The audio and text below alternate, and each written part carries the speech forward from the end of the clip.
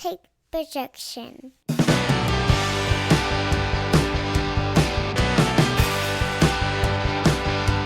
It's Wednesday morning, and you know what that means. It's time for another episode of the Alabama Slam Podcast. I'm your host, Corey Hanna. What's going on, guys? It's Patrick Akers. And we have got a whole lot of stuff to cover this week. We're on our Wednesday schedule now. So we've got Dynamite from last week and Collision from AEW, and then we've got Friday Night SmackDown and Monday Night Raw to cover, as well as probably a couple other things. So let's just go ahead and get straight into SmackDown from Friday night.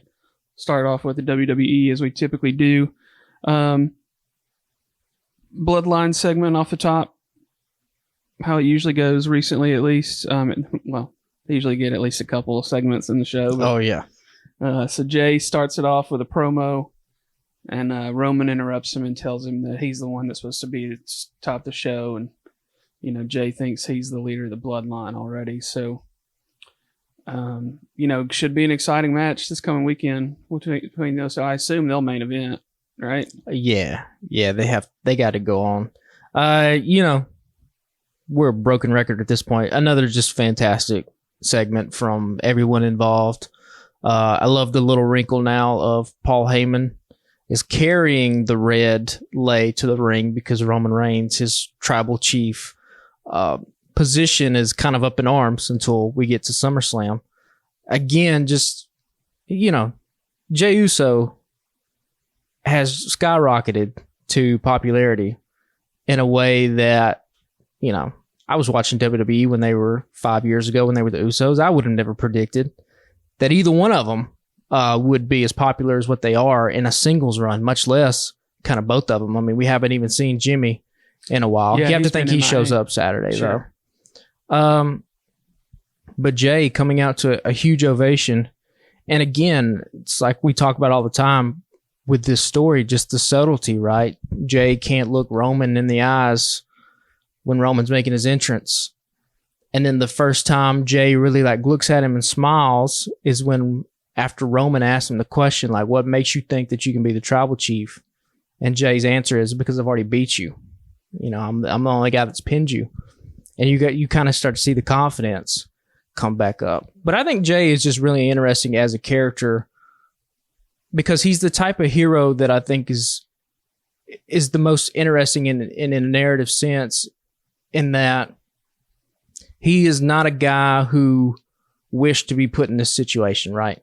The weight of the moment has kind of been thrust upon him, and he's the only one he can do it. He's the only guy that can go into the cave and slay the dragon. There's nobody else that can do it but him.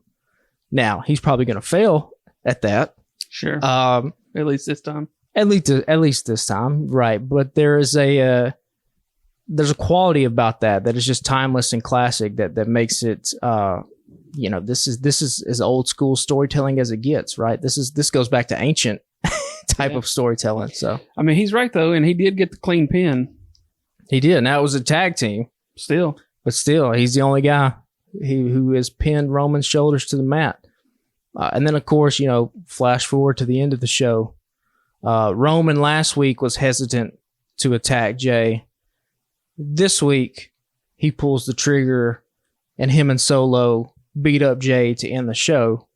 Yeah, after Jay's match with Grayson Waller. So could Roman kind of be feeling the heat now? Is Roman feeling a little bit of doubt? I mean, maybe so for Roman to pull the trigger like that. Yeah, because last week it was respect, it was all that. This week, start to feel the fire a little bit. Okay, we got to put this dude away. My question to you is, what happens at Tribal Combat at SummerSlam? Because they reiterated multiple times on the show that anything goes, which means Solo can interfere, Jimmy can interfere, all these guys can get involved, right? Again, this is me throwing out a fantasy booking situation.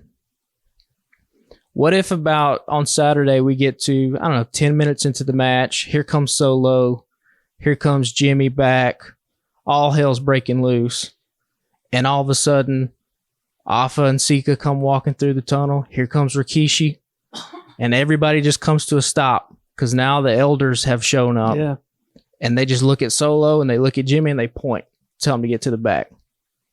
Because otherwise, how do you get out of this? Right. If you don't have like some kind of intervention from the elders that say, no, it's between these two. We're going to have it between these two. Nobody else is getting involved. It's funny you say that because I was about to say dream booking scenario for me would be, Jay's getting the ever-loving shit kicked out of him. Jimmy's tied up somewhere, getting shit beat out of him. And then Sammy comes back to help Jay. Because I always felt like, they've got that special connection there.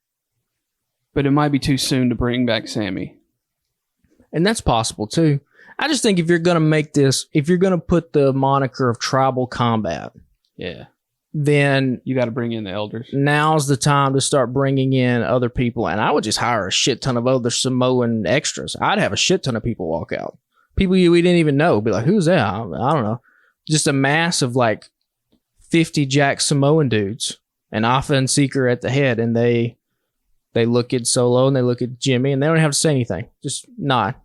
And Jimmy and Solo just walk to the back. And then we're left with Roman and Jay standing in the middle of the ring to finish us out one-on-one.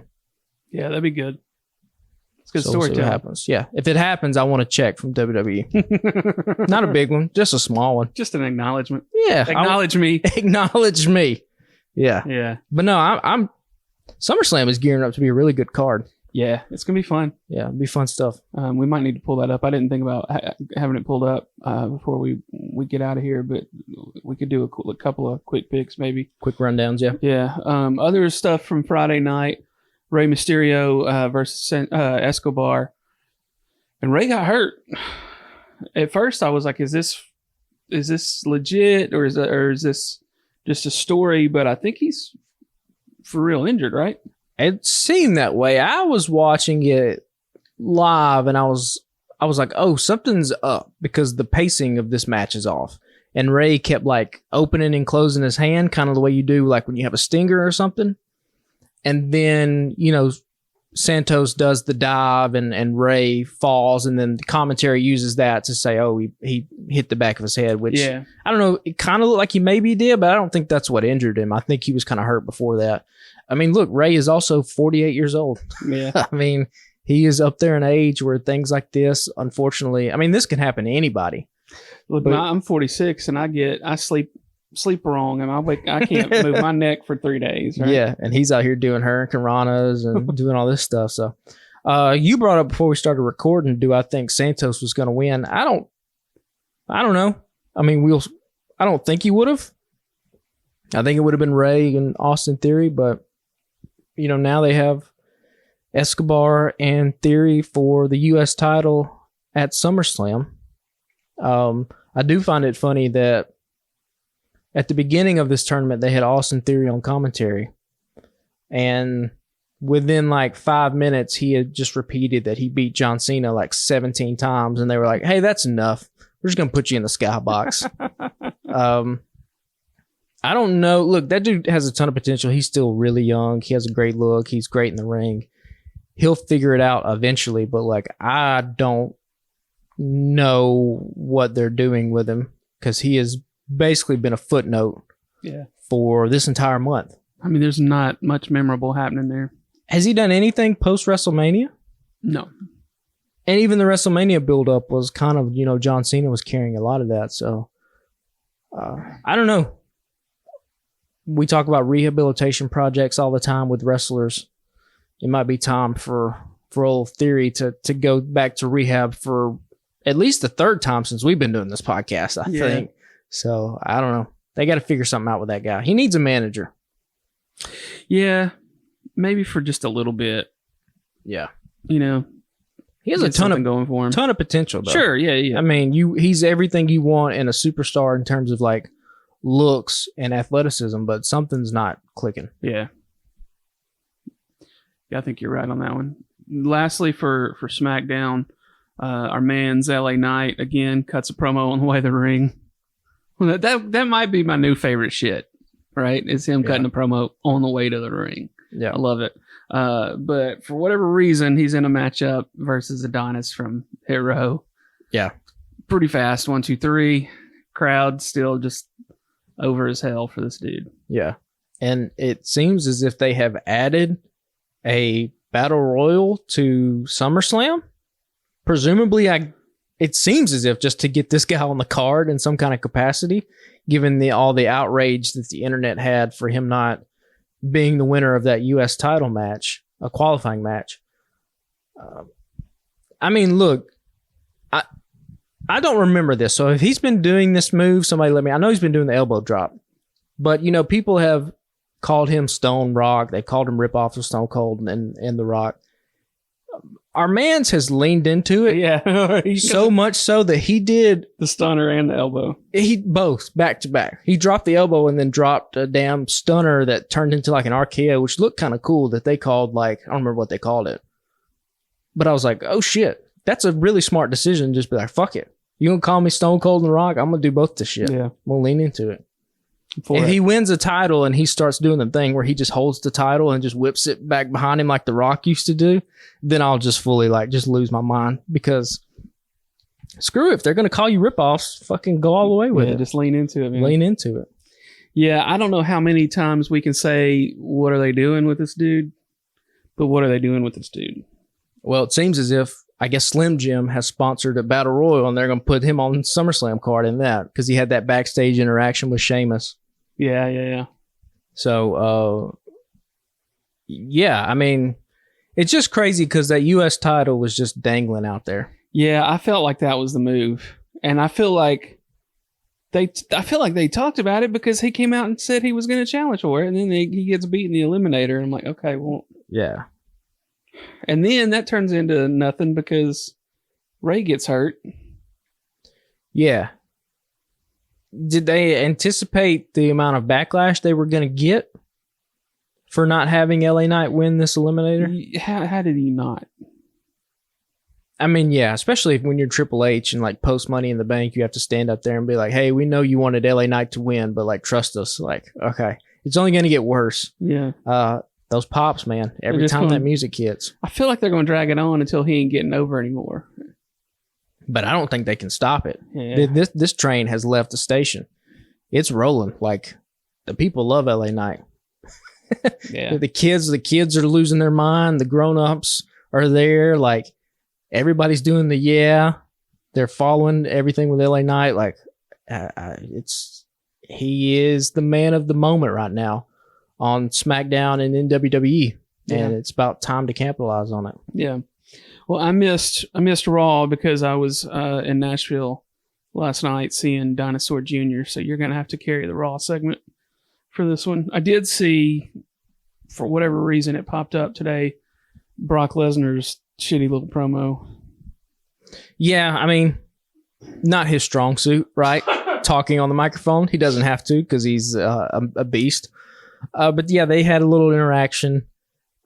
So we anticipated there was going to be some kind of stipulation put to their match. As of this recording, when something could happen Friday, and something could happen Saturday, I guess, before the show starts. There's no stipulation whatsoever. It's just a normal match, which is a little surprising. Yeah. We thought, I wanted Hell in a Cell, but they had other plans. But yeah, that angle's just there to kind of, on Monday, to just keep it in the front of people's minds. I mean, that'll be a big marquee match for the show. Where you place it would probably be, that probably has to go on first, I would guess. That would make sense if you're gonna headline Jay and Roman. It seems to me like Brock's the type of guy where he's like, hey, if I ain't going on last, I'm going on first. Yeah. And I want to be back on the plane and back home before the show's even over. Yeah. So that might be if there was betting odds for what's the first match, I might put a 10 or $15 on that one. The big thing that stood out for me from Monday Night Raw, and I might have mentioned this before, somewhere out there, if you believe in the multiverse, right, there's an alternate universe where Logan Paul's uncle or his granddad or somebody is just a huge wrestling fan. And so all Logan Paul wants to do when he's growing up is be a wrestler. And in that alternate universe, Logan Paul is the greatest professional wrestler on that planet. This dude is such a natural in the ring. He gets everything about wrestling. He's such a just smarmy. First of all, he's got just a fucking punchable face, right? That goddamn haircut. And the haircut and he is just an arrogant prick, and his ability to just know how to get under everybody's skin.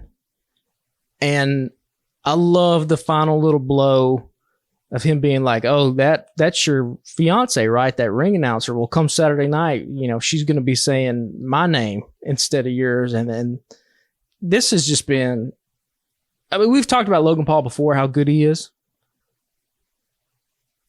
He has to be the best like crossover star, that celebrity that WWE's ever had. I mean, him and Bad Bunny are on the Mount Rushmore of celebrity involvement in WWE. Yeah, just the match between Bunny and Priest from earlier this year, like, yeah, yeah, that's got to be an all-timer for a guest spot. But in terms of overall stuff, yeah, I mean, Logan's really fucking good in the ring, and you can't deny it. I mean, you could if you wanted to, but you'd just be hating. He's great on the mic. I mean, that's what's kind of the most painful about it, right? Is that you look, it's Logan Paul and Ricochet are in the ring. Ricochet's been doing this for 2 decades. And if you just pulled somebody off the street who didn't know anything about wrestling and be like, look at these 2 guys, look at this promo, tell me who's the bigger star, it would have to say it's Logan Paul. Or who, not only who's the bigger star, but who's been doing this the longest. Now, that being said, Ricochet is doing things in the ring. I think I said it post-WrestleMania on our podcast. It's like watching a baseball pitcher that could throw like 104 miles an hour. And the manager's just like, no, just throw knuckleballs. That's all we want from you. Yeah. This dude did a fucking... It's a backflip kick. It's a moonsault kick where you're supposed to be able to bounce off the dude's chest in a drop kick to give you enough propulsion and momentum to go backwards. Logan's just not in the right spot. And my man Ricochet just fucking does it anyway. Like he's damn Liu Kang from Mortal Kombat and flips anyway. The body control of this guy is next level. And I'm sure that he's happy in WWE. I'm sure he's handsomely paid.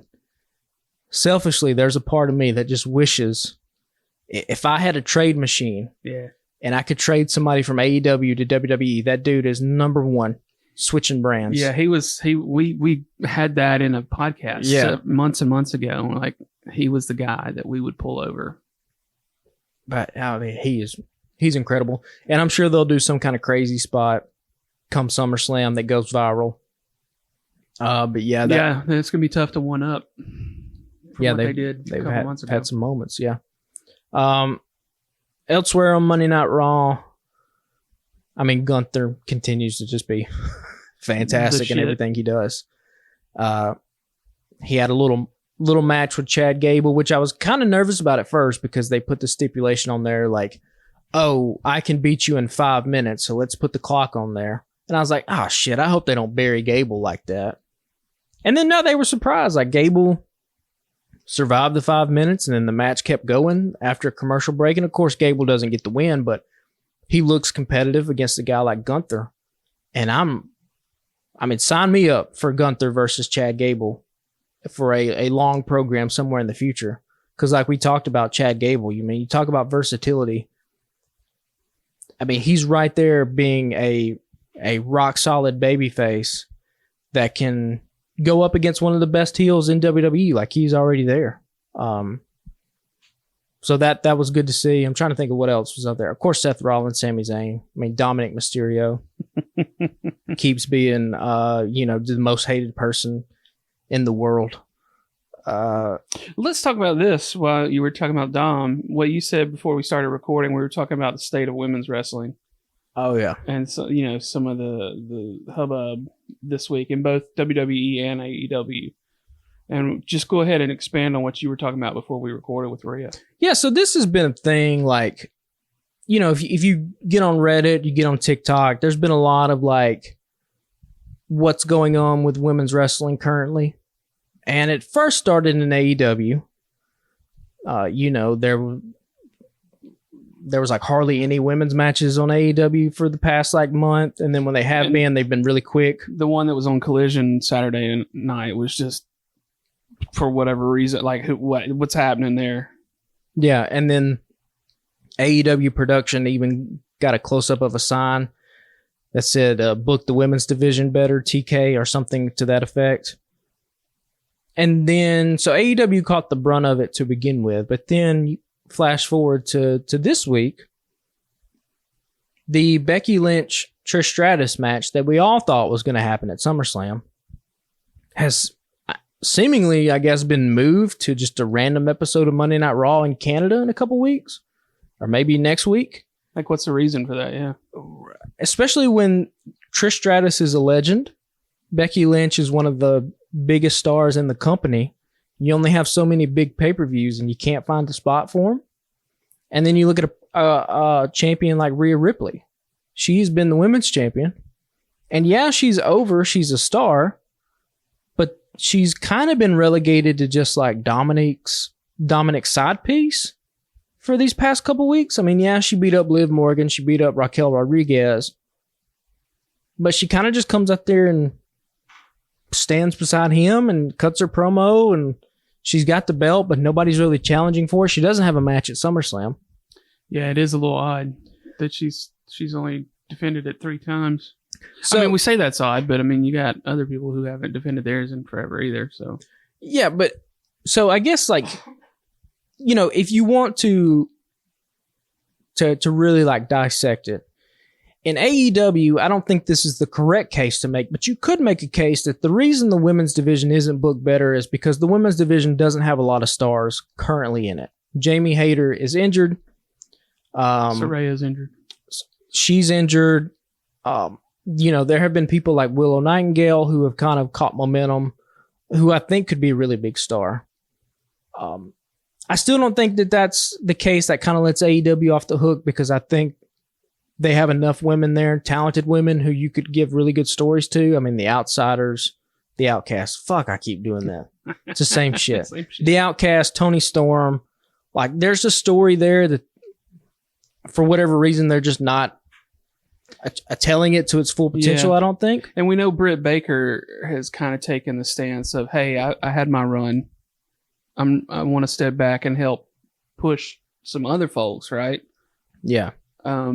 So, I mean, that's why she's probably not featured prominently right now. But, like, you could still have her involved in some of the stories. I mean, we say she's not featured prominently, but, like, the token women's matches that they've had, they've all featured her. Yeah. I mean, you're right. So, I don't know.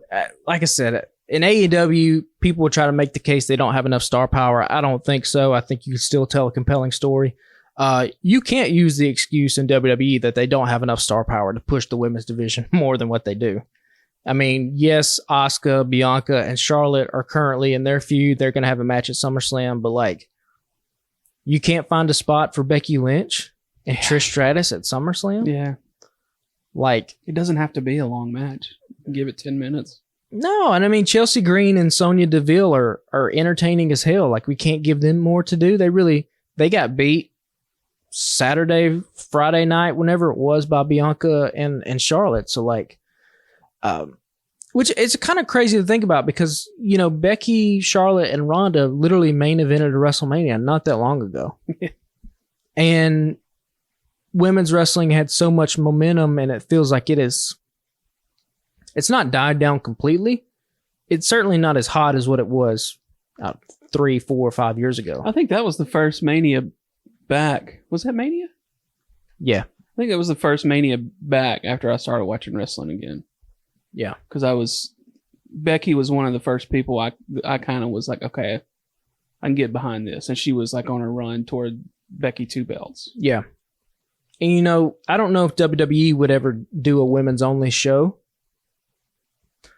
And AEW probably doesn't have the real estate in terms of like television deals and stuff like that to do a women's only show. But, you know, there's turn Rampage into, that'd be a nice, I mean, a solid hour. Just give us.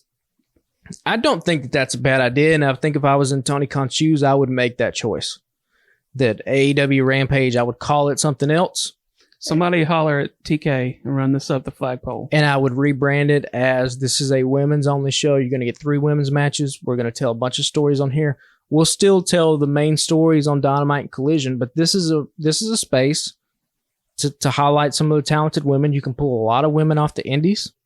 I mean, you have a person like Athena who I keep seeing clips from Ring of Honor. I don't watch Ring of Honor weekly, but the fans that do are like, she's doing the best work of her career, and it's kind of just being squandered because it's on this place that not a lot of people are watching. Right. Whereas if it was on Rampage on Friday, at least you would know you would have a wider available audience that could consume the content. Now, whether they do or not, it's a different question, but I don't know, something to think about. But yeah, it's just been a topic of conversation on the internet, and figure we can bring it up and talk about it. Gotcha. Well, let's go backwards a little bit and get into Dynamite from last week. Orange Cassidy versus AR Fox started off the show. Cassidy beat Fox in a great match. Cassidy put his glasses on Fox as a show of respect, like he sometimes does after the match.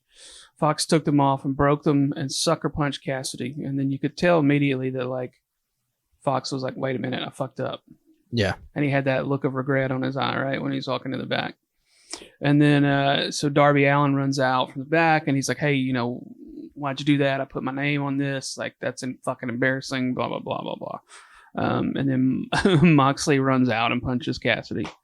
I thought that was an interesting way to start off. I didn't really see that coming. I mean, I knew that they wouldn't but they made it a point. AR Fox has been on TV for months at this point. Yeah. But they gave him this package, like, they're introducing this guy, right? Yeah. Which I thought was kind of interesting. They're diving more into his backstory, that this is a dude who not only has he been grinding on the indies, but he's helped a lot of these guys who are now on AEW and who have eclipsed him in star power. He helped get them there. Yeah. He gave Darby Allin a place to crash when he was sleeping in his car in Atlanta. Which is really good timing to do that package, because now that AR Fox has turned heel and joined Mogul Embassy, the first thing he can say is like, I helped all you dudes get here and none of y'all helped me get here. It gives him a reason to be a bad guy. He has a motivation. Yeah. And he needs something, because again, like, super talented guy, can do a lot of moves, but like we talk about all the time, when it comes to wrestling, it's not all about the moves. Yeah. And you need to have a character. And I think situating him with Mogul Embassy, with a guy like Swerve who can talk, with a guy like Prince Nana who can talk, who can kind of be his manager, that's like the perfect spot for him.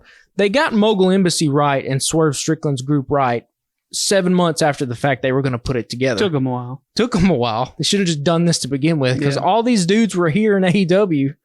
You didn't have to go get Parker Boudreaux and fucking, what was his name? Tattoo Face. Trench. Yeah. Yeah, Swerve and Darby had a match later, and Swerve beat Darby after the assistance from AR Fox, like we just kind of alluded to there. Yeah. And then Fox and Swerve beat down both Allen and Nick Wayne. So I guess they're going to pair Nick Wayne up a little more with Darby, which kind of makes sense, right? Yeah. So they know each other. That's an easy way to get Nick comfortable. Yeah. And if you're going to have Darby and Swerve feud, Darby needs some numbers on his side too. Sure. Sting's not always going to be around. Right. I still just think though that Swerve, I mean, if he should be doing way more in AEW, they should be using him way more. He has a hip hop supervillain is something that we literally have never seen in wrestling before. Right. And it's so like with the times and so current. And he has just a fantastic look. He's got a move set. He moves in the ring the way like nobody I've ever really seen. And that damn flying sidekick that he does is just a thing of beauty. And he hit it on Darby coming off the steps, and just a sick looking spot that looked like he just damn KO'd Darby right there instantly. But yeah, I want to see more from Swerve. I want to see people use him more, kind of in the way that like Bullet Club Gold is used like on every single Collision episode, basically. I want to see that for Swerve. And like we talked about with this quote unquote brand split that AEW has, guys like Swerve are going to benefit the most from this, because it just opens up more of the landscape to have stories that feature them be featured on these shows. So Swerve should be a staple on Dynamite going forward. There should not be another Dynamite episode that happens that doesn't have him at the forefront of it somehow. And at some point, we need to move this dude up into either the TNT title picture or the international title. He needs a gold strapped around his waist sooner rather than later. Yeah. You've been a big pro Swerve guy for quite a while, and it's hard to argue. I mean, well, give me somebody in wrestling that looks like him, right? You even look at AEW. Look at a guy like Wardlow. Big, strong dude. Okay, Powerhouse Hobbs, same thing. Brian Cage, same thing, right? Jungle Jack Perry, who we'll talk about, continues to get screen time. He's not all that different than like Sammy Guevara or Darby Allin, kind of small, undersized, right? Give me somebody out there that moves like Swerve, that has a gimmick like Swerve, that has a tie to hip hop culture the way Swerve has. Outside of Hit Row, which is, you know, ironically the group that he helped found in the NXT, who has since gone completely to shit since he's been gone, right? He was clearly the star of that group. Yeah. I mean, there's nobody like Swerve out there on television. And so, like, when you have a guy like that on your roster, it just makes sense to use him as much as you possibly can. And the cherry on top is that the dude is talented as hell inside the ring and can do all the moves. Yeah, for sure. So it makes too much sense. Yeah. So the next thing I've got in the notes is that MJF and Cole have their interview with Renee. MJF says that he will give Cole a rematch for the title no matter what happens in the FTR match on Saturday. And then Roderick Strong interrupts both of them, and it gets contentious between he and Adam Cole. You know, Adam's kind of getting tired of that shit with his old buddy Roderick. So MJF, great on the mic as always. Absolutely lost it when he called Roderick a default call. Creator wrestler, which is what fucking everyone has always said about Roddy. Like, if you just go on the SmackDown, the wrestling games, and just like make the base creator wrestler, it looks a lot like Roderick Strong when you first start. I'll tell you what, though, this is the first time where watching this promo on Wednesday, I was like, oh, they're going to turn Adam Cole heel, and MJF is going to be a babyface.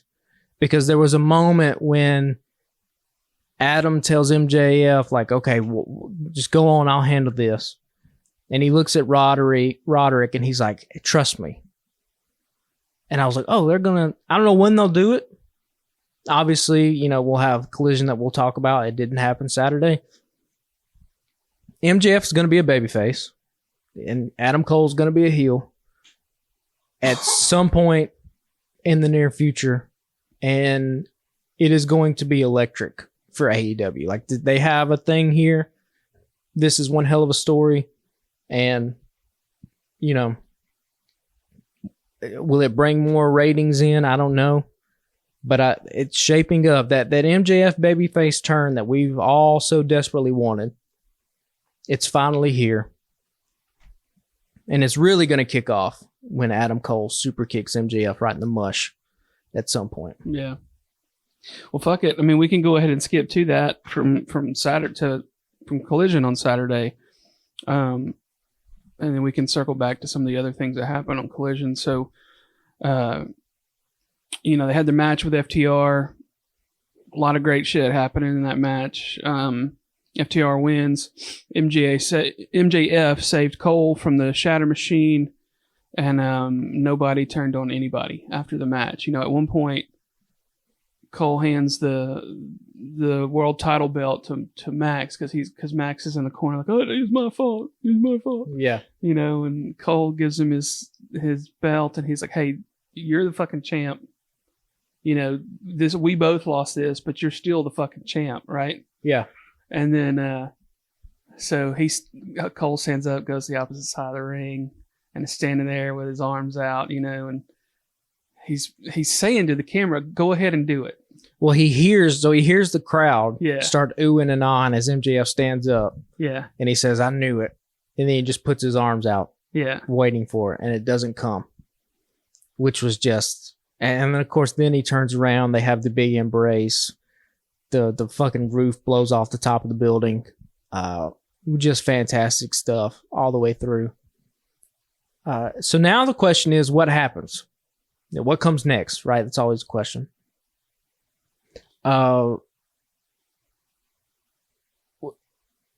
so we have to tie a lot of stuff in here because obviously the CM Punk promo, what's in the bag? Lo and behold, the worst kept secret in wrestling. It's the fucking world title. He draws the X on it, right? You have to do MJF and CM Punk at some, like you got to do that match, that program. Yeah, he Punk made it a point to be like, this X means that I'm straight edge, which means that I'm better than you. Right. And I was like, oh, okay, well. And he was like, unlike my catchphrases, this title hasn't been stolen. Like, he hasn't been pinned, right?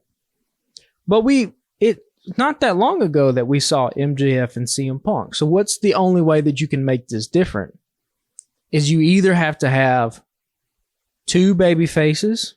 CM Punk has to be a baby face. MJF has to be a baby face. Or you got to turn CM Punk heel completely, which I think, regardless of whether he turns heel or not, if he goes up against MJF right now, CM Punk's going to get booed. Yeah. He just will. But I think they have, if they decide to run in this direction, and I think they will, they have a really interesting story, which is MJF, for the first time in his life, has a friend. And he has a best friend, right? And Adam Cole. The bullying at MJF, he's talked about that on the show. We know it. And like the reason he feels upset after Saturday is because like here's this one friend he's only had and he let him down, right? He's the one that got pinned. You look at a guy like CM Punk. CM Punk, particularly now, with all the shit that we know, has no friends, right? His best friend in the entire world, he tried to sue for whatever the fuck that lawsuit was, and yeah. Then Brawlout happens, and we know the fucking story. And we can't even get fucking Colt Cabana on TV anymore. We can't get Colt Cabana on TV, no. So like, there's a great promo that's just dangling out there where MJF and CM Punk are in the ring, and Adam Cole is backing up MJF. And Max is like, you don't have any friends. You don't know what you're all alone. Like, for the first time in my life, I have a friend. And not only that, like, this dude was a hero of mine in the way that you were a hero. Except he never tried to, like, choke me out with a dog chain. He never, tried to embarrass me. Like, he's been there thick and thin. And then you can do that you could do it at Wembley, I guess, if you wanted. You could run in Max and CM Punk. And then what's going to happen if you want to really put a stamp and make MJF a babyface, right? Big time moments deserve big time venues. What better place to turn Adam Cole heel than in front of 85,000 people at Wembley? Because they haven't announced shit for Wembley yet. They haven't announced a single match. Punk Saturday was the first person to say, I'm the first wrestler to talk about Wembley. Because it's been a thing that they've announced, but none of the wrestlers have mentioned it. It's kind of been weird. What if we get a Punk Max match? MJF pins CM Punk clean, middle of the ring. They do a big thing. Punk raises up Max's hand. They do the whole little thing. Punk rolls out of the ring. Max is there all alone. Here comes Adam Cole running down the ramp to celebrate, right? They hug. They embrace. Max turns around. Boom. Super kick. That place will lose its mind. And like we talked about, in that one moment, you've created a viciously hated heel in Adam Cole, and you've created a sympathetic, completely over babyface that the crowd has been wanting to cheer for at least a year and a half. And I don't know where you do that, like where you run that match, because literally the next week is All Out. After All In, right? Like the in Chicago. Start putting your money back. Oh yeah. We'll talk about that. It'll be an expensive month.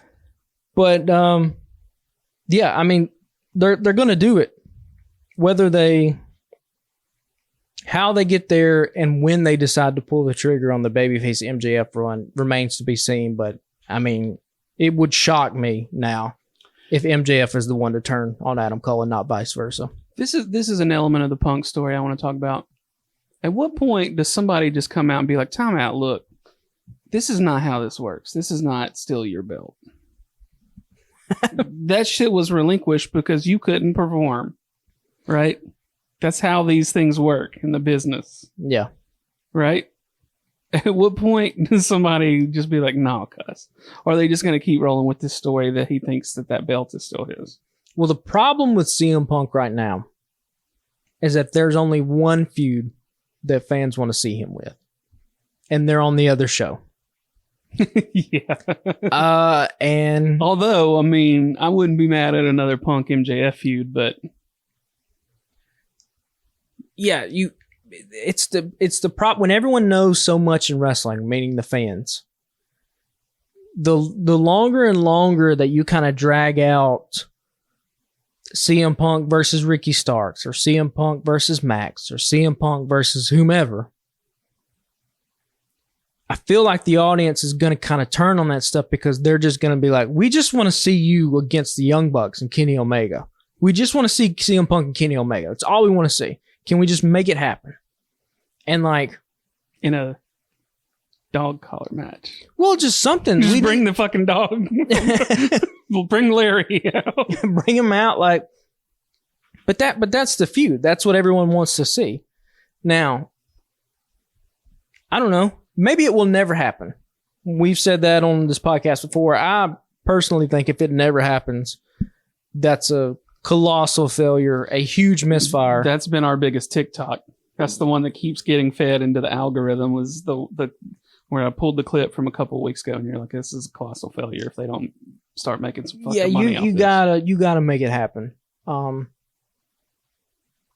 Because otherwise, what is you're not gonna sell the audience that anything else that CM Punk could do would be better than Punk versus Kenny Omega and the Young Bucks with live mics in the middle of the ring, saying whatever they want to say and airing out all their grievances in front of millions of people around the world.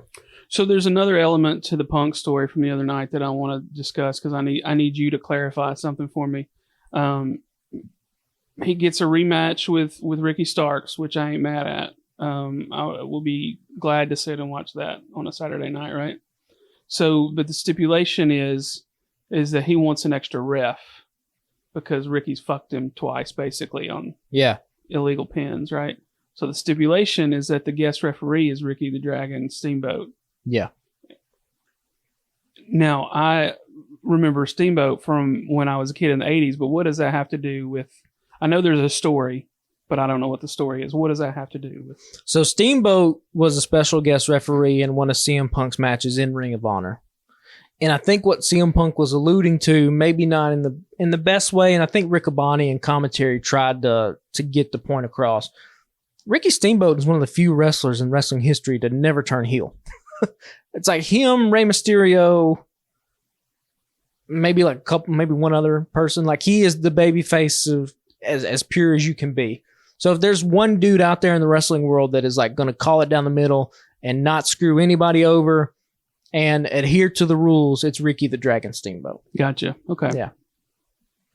And I think that's as simple as what it is. I don't think it goes any further than that. Yeah, I think it's just that. Yeah. I knew there was some sort of something there that was just going over my head. But, I think that maybe you should have had Punk kind of clarify that a little bit and kind of probably say kind of what I just said. Like there's a dude out there who has always followed the rules. He's never screwed anybody over. He respects pro wrestling too much to ever like give somebody any kind of unfair advantage, and that guy that's going to be our special guest referee is Ricky the Dragon Steamboat, something like that, and not just be like the guest referee is Ricky the Dragon Steamboat. So the last thing that I want to talk about, which was actually the first match of Collision, was our man's Andrade El Idolo versus Buddy Matthews, friend of the show, friend and mentor. Eddie Forsyth texted me the other night. He was like, "Hey, are you watching?" I was like, "I'm about 15 minutes behind." I was like, I had some stuff going on. And so at a certain point, I texted him. I said, "The match ain't over yet." And I've yelled, "Holy shit," and jumped up out of my chair twice. Yeah. I thought they were going to kill each other. I know I say that every once in a while on this podcast, but I thought they were going to kill each other. If professional wrestling had like an art museum, okay, and it had like still shots of like all these like famous moments in wrestling or all these just like cool images or things that just like brought people so much joy. Like you'd have the photograph of Mick Foley getting thrown off the top of the Hell in a Cell, right? You'd have, Shawn Michaels putting Marty Jannetty's head through the barbershop window, Hulk Hogan dropping the leg on Macho Man to form the NWO. Then if I had my own section, okay, there was a Patrick section of this Pro Wrestling Art Museum, I would have just on loop the fucking back spinning elbow from Andrade. And I would have it on every monitor around the room. And it would be different times he hits that back spinning elbow. I don't know if there's a prettier move in all of pro wrestling than that damn elbow. It's so precise. And it looks like it hurts so bad. Well, he comes with the fake kick, right? And then he spins. And he just never misses. And it hits clean. And it sounds great. And he looks like he fucking destroys people with it. And I mean, that's wrestling in a nutshell. That's all it has to be. Like, what's the fucking... He's on the tall ass ladder outside the ring. He's got the other one basically as a bridge. Yeah. Right there, right? Fucking just back slams Buddy onto that fucking thing from damn near the top of that tall ladder. Yeah. I was like, you're gonna kill each other, man. And then, I talked about jokingly like, oh, Julia Hart should have to eat an elbow. And there was a moment Saturday where I was like, oh, they might do it. Yeah. They were real careful how he threw her off of that ladder into Buddy, right? And then they both crashed the table. Yeah, because I think she's got a little PTSD where she has been like hit off before, if you'll remember, and she missed the table completely and just smacked her head on the concrete there. But oh, yeah, that was Willow, right? Or was that a different? No, that was the Willow match was a street fight. Julia had a spot where she was on the apron and somebody like accidentally like hit her. Gotcha. And she threw herself back, but kicked off too far and missed the table that she was supposed to land on and just hit her head. I could watch these two dudes wrestle. I wouldn't be mad if every episode of Collision just started with these two dudes wrestling for some length of time. Charlotte's husband versus Rhea's boyfriend. yeah. It's man, I still think, I know I say it every time, there's a version of Buddy Matthews where you give him a manager and he's AEW's version of Brock Lesnar. And he just doesn't have to say anything, and all the manager has to say is, there's not a dude in this company that's faster than him, that's stronger than him, that's better in this ring. And Buddy has just a huge run where he just has 5-star classics with everybody up and down the board. Well, that's the beauty about having him in a trio with Malachi and Brody, right? Is he just gets to be the third dude. Yeah. That's fucking badass. But here's the thing, like, now, we know what Andrade can do. We know what Andrade and Buddy can do. There's a little bit of pressure on Malachi to kind of come in and let's see what kind of match he can have with Andrade, because if he puts on a stinker, the other two have shown out. It could kind of be like, hey, why ain't this dude over here in charge? Why don't he wear all the spooky makeup and wear the mask and all that kind of stuff? Why is it you? So, I don't know. So, yeah, it was nice to see Andrade get his mask back. It's a good way to start the show, I thought. Overall, I mean, Collision, you were right. Collision has been the better show for me lately. It's been the better show because it has scaled down what it's telling and the people it's using. I say it every single week. That's why it's better. Because it's about House of Black and Andrade and CM Punk and FTR and Bullet Club Gold. It's basically all the show is. And, they bring other people in and out, but those are the mainstays. Yeah, and look, Juice Robinson, I can't get enough Juice Robinson. He's great. Bullet Club Gold, like, I'm not a heel guy, right? I don't typically, but I'll put Bullet Club Gold on every fucking Saturday. Dude, it's there. You want to talk about the next like big act that AEW can have? I think it's those guys, Jay White and Bullet Club Gold. And again, it's the little things like getting the cutout of Jay White and just sitting it by the side. Like, it's small. It's so small and it's so stupid, but when it's done correctly, it's such a highlight and it's so easy to do. Or just like, the Guns have the cool entrance and the camera spins around to Juice and he's just like coked up. Like what he's brought back is the coked up energy of like the 80s wrestlers. That's what's been missing because all these dudes now are playing video games and the simplicity and silliness of his nickname Rock Hard. Yeah. But that's why, like, he's a throwback. Like, if you go back and watch 80s wrestling, it's all kind of silly, right? But they're all just, like, hyped up because everybody was on steroids and cocaine and drinking all the time, and everyone had this, like, energy. And he's just looked at that and been like, that's been missing from wrestling. I'm going to bring it back. Yeah. And I'd be damned if, like, every time the camera doesn't go to him, you're just, like, drawn to him in a way. And they're going to be over. Big-ass bug eyes. He's great. That man's living life. Yeah. He's married to Tony Storm. I didn't know that. Oh, yeah. I'll be damned. Yeah.